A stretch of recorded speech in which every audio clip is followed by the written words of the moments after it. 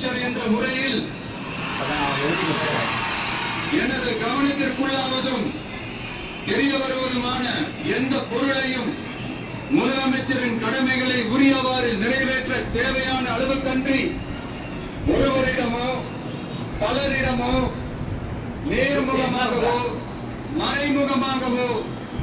அறிவிக்கவோ வெளிப்படுத்தவோ மாட்டேன் என்று ஆண்டவன் மீது ஆணையிட்டு உறுதிமொழிகிறேன்.